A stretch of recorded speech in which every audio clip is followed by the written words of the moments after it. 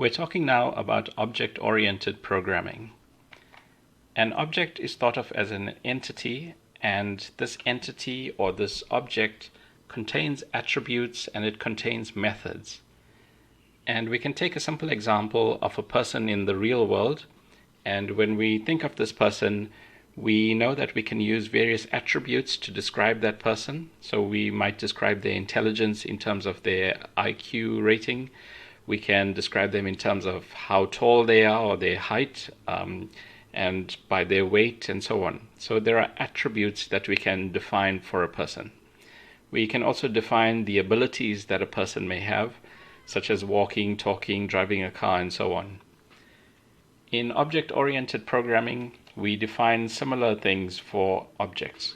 So we define the attributes for our object, and we define the abilities or the methods of our object. So that's what an object is, and when we undertake object-oriented programming, we accomplish this by defining classes. So we can think of the class as the blueprint which can be used to create objects, or if you like, another analogy is a mold. So if you think of creating some object by pouring, for example, molten steel into a mold, you can create a new object by using that mold. So the class is the mold which helps us create an object. And when we create a new object out of a class, we say that we are instantiating that object. So here's the syntax for creating a class. We use the class keyword, and in this example, I'm creating an animal class. So we are specifying here that this animal can do two things. So the animal can walk to some location, and so we can define how far away that location might be, and we can also define a label for that location. So when we say that the animal must walk to a certain location, we specify the distance and the label, and we see here this code where we store those values. So according to our code, we are going to record for ourselves the distance that that animal will walk and the location that it will walk to. We see here also this reference to something called self. So like we said, this is a class. This is not the object itself. Now for this to work, we need to reference that object. So in a way, this self provides us with a reference to the object that is being created. It's a kind of cheat for us. It lets us be able to reference that object so that we can store values in that object. So the class itself doesn't have any real existence. The object has an existence. It has locations in memory. So we want to know where we can record the value. So in this function, when we call walk to, we are going to supply a distance and a location, and we need to instruct the class where those values need to be recorded. And so we are doing this here by specifying that our object, the self, is going to have an attribute called the distance and another attribute called the location, and we want to store the values that are contained in the instruction. So the instruction is here. We are specifying the distance and the location, so those enter as variables, and we want to store the value for that variable in these attributes, which are now part of the object. So these values are not part of the object. This is part of the instruction, if you like. So when we tell that animal to walk to somewhere, these are instruction parameters. And now we want to store those instruction parameters in the object itself and say that now this animal has these states. Then we are instructing, we want the ability to ask the animal, where are you? So if we tell the animal, echo your location, then the animal must go ahead and tell us that I am at this location. So it will look up within itself, what's my location attribute? And it will report that through a print statement to the screen. So this is, of course, the blueprint. This is our mold, and we will create an object from that using this statement. And in this case, we are creating an animal, which we are calling a cat. And in this step, we are instantiating that. So we know now that this variable is an object of type animal. Furthermore, we know that because it's of type animal, it will have these methods available within it. So cat can be asked to walk to home, which is a distance of 500 arbitrary units away. And if we run that, well, nothing really happens because that just updates the attributes within cat. If we tell cat to walk there and to tell us where it is, then it's going to do that. It will say, I'm at home, because that's where we sent it. If we tell now the cat to walk 2,000 units to work, it will do that, and then we say echolocation, and so it tells us that first I went home and then I went to work. So you see, we start to develop a kind of what is the term? Personalization. It's not personalization, it's personification. So we almost begin to personify our code in this way. We start to talk about objects as if they are actually doing things. And I will say that in object-oriented programming, for myself at least, the initial question was, do I really need this whole paradigm shift? Can't I accomplish everything we're talking about just through using functions and the methods? So all the materials we introduced prior to this video, can't we just use that instead of getting into object-oriented programming? And the answer is yes, you can go ahead and do everything we can do with objects through just using functions and methods. However, when we work through an object-oriented paradigm, it really introduces a mind shift. It's really a different way of thinking about our code. And for myself at least, I doubt I would have been able to imagine the things that I did and the things that I eventually built if I didn't have this way of thinking or this perspective on code. So it does give you this ability to think of your elements of code as different objects that are doing little operations in your program. It gives you a very different perspective that facilitates many advancements that would not be so easy to do otherwise. So we have talked about this, so just looking at the notes, we have already mentioned why we use the self here. And we want to think about this code. Is there a way to improve what we're doing here? And if we would like to perform the walk to action multiple times, we can see here we are walking to home, we are walking to work. We perhaps would like to maintain a record of the distance we've traveled over perhaps a lifetime. Now, the way we have written this code, it's not really possible to do that. Every time we issue a walk to statement, we are simply updating the distance attribute. We don't have a record of what's happened before. And we can get around this now by using a so-called constructor. So a constructor is a special type of method. So of course we've defined walk to and echolocation, so those are methods that we created. We have reserved for ourselves this special term, so underscore underscore, so it's a double underscore, init, and then again double underscore. So init is a reserved word, it's a reserved name for a method in our class, and this method will be run when we instantiate the class.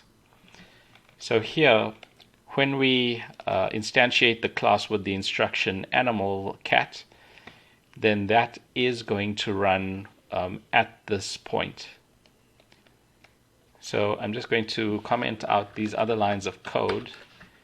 And of course here, let's print something out so that we can see that it is running this method during instantiation. So we can write here, I now exist as a, and let's use animal type here.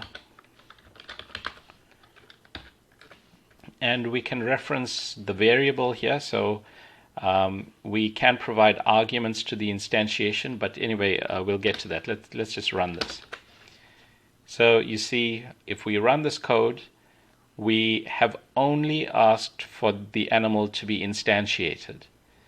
And still, even though it's just an object instantiation, we can see the output has appeared here, and that output is a result of this statement. So it tells us that this block did indeed run. And so that means now this distance has been initialized at a value of 0. We know that now the animal type is recorded as part of the object in its attribute space. We know that we can specify a location as well, an initial location. So here in the initializer, we are specifying these arguments. So we always use a self as the first argument in a class method. We have the additional attribute of animal type. We know we are specifying the animal type, and we can also specify a location. So we've chosen that we can also specify we've chosen to specify an initial location for that animal. So that's all defined. And now, because we have initialized the distance, instead of just updating the distance with the new distance in walk2, we can increment the distance. So we can say distance equals the prior distance plus the new distance. So when we say to the cat, go and walk home, we echo that location, then walk another 2,000 units to work, and echo your location there. And now in echoing the location, the cat also tells us how far it's traveled during these cycles. So the first part, the cat was initialized. The cat started out at home, or rather the cat went home and traveled 500 units in doing so. Then we told the cat to go another 2,000 units to work. So then the cat ended up at work. And now the cat is telling us that it has traveled a total of 500 plus 2,000. So that's where the cat is now. And so that's what we can do in initialization. Now, something we didn't spend much time discussing was that we are using the self keyword as the first argument in all the methods in our class. And that gives us access to the object inside of that method. So we did say this before, that we want some reference to the object. So that's how we create that reference. We provide the reference as the first argument to a method. So that's the convention for class definitions. The first argument of all methods is going to be the name or the reference to the object that is being created. And so when we call the methods for an already created object, we do not have to specify anything. So here in walk2, we can see there are 3 arguments, and the first argument, we in a way are already referencing that first argument by specifying cat.walk2. So by calling on cat, we are implicitly specifying the object. And so all that remains to be done is specify the remaining arguments, which are distance and location. All right, so that's how we create a constructor. So the constructor will run at the point of initialization, and that allows us to provide some parameters to our object instantiation. And so thinking back to the analogy about a mold, in a mold, we might want to set some parameters. We might want to add some modifications to whatever it is we want to make from that mold. And so the constructor allows us to specify parameters that we can use to customize our object. Moving on now, we first make the note that this object has its own internal state, right? The internal state here is the distance that the object has traveled in this case. The internal state is also where that object currently resides. So we can think of objects as having their internal states. Now, if we look at this code, we can think of some better ways to represent all these instructions. Right? We are calling cat over and over. We defined cat, but now we have to call the cat again to tell it to do something. Then we have to call it again to. So when I say we have to call it, I mean by typing in here cat dot something. So instead of this, it would be better if we could say cat, go ahead and walk here and then walk there and then tell me where you are. So we would prefer to be able to issue compound statements like this. We would like to just instruct the cat, give multiple instructions to our object. And we can do this if we include a return for our methods. So in the walk to method, we are incrementing the distance and changing the state of the location. But now additionally, we also instruct this method to return the reference. So when we accomplish walk to, when we complete a walk to, the result of that walk to is going to be the object itself. So if we think about this code, this part of the code is going to create the cat for us. And so this block is a cat. So we can tell this part to walk to. So it's going to perform the walk to. It's going to change its state. And then the result of this walk to is going to be the object itself. So because now the result of all this is the same object, we can use that object's methods again. So we can say walk to yet again here, and then we can instruct the and then the result of that is still the object, because walk to is always returning the self. And then we could tell the object to tell us where it is. So we can run all this, and you can see the animal, which we've named Kitty now. So Kitty is at work and has traveled 2,500 units. So even though that was not the first location, so this animal has walked twice, and we've only asked for the state of the animal right at the end. So it's telling us the latest values for itself. And this is chaining now. We have chained methods together, and we've done that by returning a reference to the object itself. So that makes for some very expressive code, right? Reading this, we can see here that this animal has been instructed multiple times, and we are only observing the final result here. And by the way, here we are returning the object, and so the result here is going to be stored in Kitty, and we can of course call on Kitty again then. So if we ask Kitty to walk somewhere else,